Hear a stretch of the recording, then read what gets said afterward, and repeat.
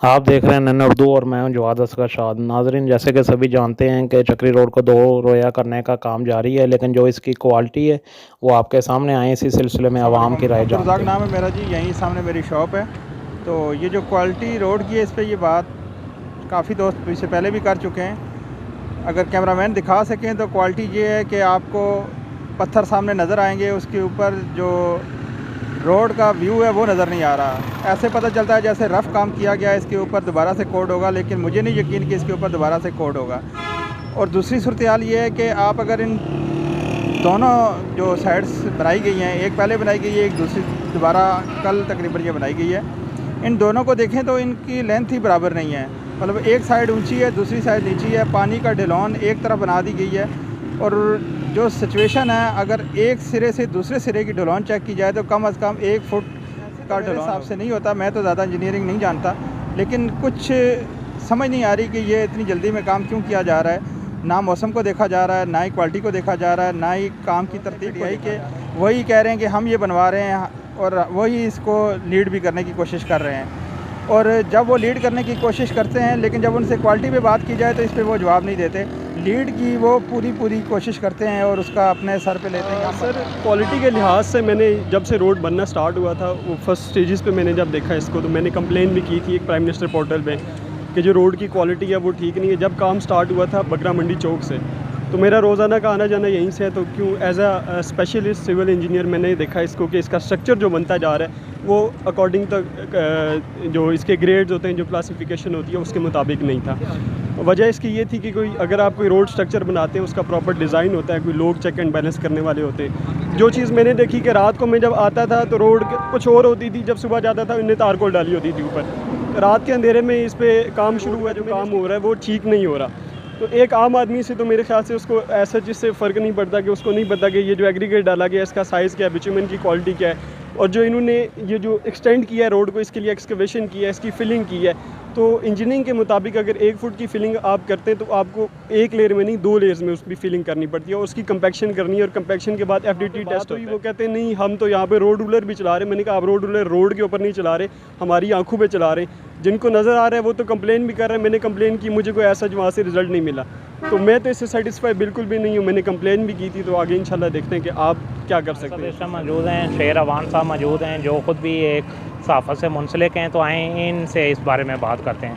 जी शेर भाई, ये बताएं, ये जो इधर काम हो रहा है तो इसके बारे में आपके क्या इन्फॉर्मेशन है? ये क्यों इस तरह का काम कर रहे हैं? ये बेसिकली तो जो पहले 3-1 साल जो साबका गवर्नमेंट थी उन्होंने काम नहीं किए थे ना, तो आखिरी साल बड़ी जल्दी में काम शुरू हुए। तो फिर होना ये शुरू हो गया कि रोड के वैसे हल वगैरह चला के 6 महीने के लिए छोड़ दी जाता था रोड, और लोगों को लगता था कि काम हो रहा है, और फिर एक रात के अंदर अंदर ये ऊपर बिटुमेन और ये लुक वगैरह डाल के चले जाते थे। यहाँ पे इन्होंने ये किया है कि अगर आप इधर से जहाँ आप खड़े हैं इस वक्त, इससे 100 मीटर पीछे इन्होंने रोड को पूरा उखाड़ा है और प्रॉपर तरीके से जैसे उसकी बेस बनाई है बजरी वगैरह डाल के, और ऊपर बुलडोज़ किया और फिर उसको छोड़ दिया। तो लग ये रहा था कि इसी तरह से ये पूरा रोड बनेगा। ये बेसिकली इस रोड को डबल करना चाह रहे थे। अब हुआ ये कि वो 6 महीने छोड़ दिया, वो इसी तरह गर्द उड़ती रही, लोग इधर बीमार होते रहे, मसला बना रहा। तो फिर इन्होंने ये किया कि अब पता चला है कि एक रात के अंदर ही ये इतना रोड बना दिया। और इसको अगर आप देखें तो आपको अच्छा खासा गैप, एक पत्थर के दरमियान गैप आएगा, और लुक जो है बिटुमेन जिसे आप कहते हैं, ये तो डाली नहीं गई, ये सुंघाई गई है। अगर आप का कैमरामैन इसको दिखाएगा तो आपको पता चलेगा। और ये बहुत बड़ी मतलब करप्शन कहानी है। ये सिर्फ यही यहाँ तक ही नहीं, आपको पता चलेगा। आप देखें कि रोड के दोनों साइडों पे इन्होंने पहले वो जो कुछ अर्सा पहले पानी की पाइप डाले थे, अभी आपको कहीं भी एक पाइप नहीं मिलेगा। अगर किसी जगह है तो वो टूटा हुआ है, किसी जगह से इन्होंने कुछ निकाल के रखे हुए हैं। ये खाबे खुले हुए हैं कि अगले ये जैसे ये रोड बनेगा तो कुछ दिनों बाद फिर से वो पाइपलाइन का काम चलेगा और दोबारा से वो शुरू हो जाएगा। ये जो बजरी है आप खुद आपने भी देखे है, आपके कैमरामैन ने इसके शॉट भी लिए हैं। आप मुझे बताएं कि ये क्या ये 1 हफ़्ते से ज़्यादा ये निकाल सकती है जो इसकी हालत है? अभी तो गर्मी है, तो जैसे ही मौसम थोड़ा सा चेंज होगा तो फिर ये उसी तरह उखड़ी चीज़ें नज़र आएंगी, और यहाँ अपने पैसे बनाने के लिए फिर मेंटेनेंस के ऊपर ये काम होगा। और यहाँ पे जो मौजूदा हुकूमत है उसको भी प्रॉपर चेक एंड बैलेंस होना चाहिए। और वो लोग जैसे राजा बशारत है या वासिक क़य्यूम अब्बासी है, जिन्होंने बड़े बड़े बोर्ड जिनके लगे हुए थे मुबारकबाद के, उनको लाजमी, उनका ये हल्का भी है, उनको लाजमी इसके ऊपर तवज्जो देनी चाहिए, इस मामले को देखना चाहिए।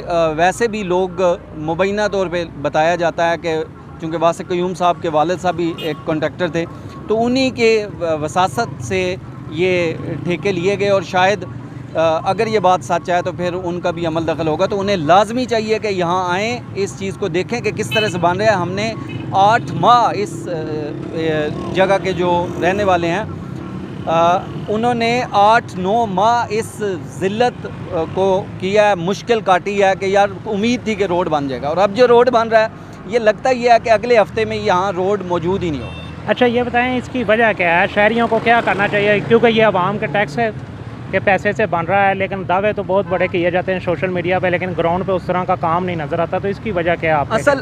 असल वजह यह है कि एक तो नफ्सा नफसी का आलम है, लोग तवज्जो नहीं देते, हालांकि ये उनका अपना नुकसान है, उनके टैक्स के पैसे हैं और सिर्फ टैक्स के पैसे जा रहे हैं, सिर्फ वो मुसीबत नहीं है। मुसीबत ये है कि ये जब महीने बाद टूटेगी तो फिर अगले 4 साल फिर नहीं बनेगी, तो ये लोग अजाब में होंगे।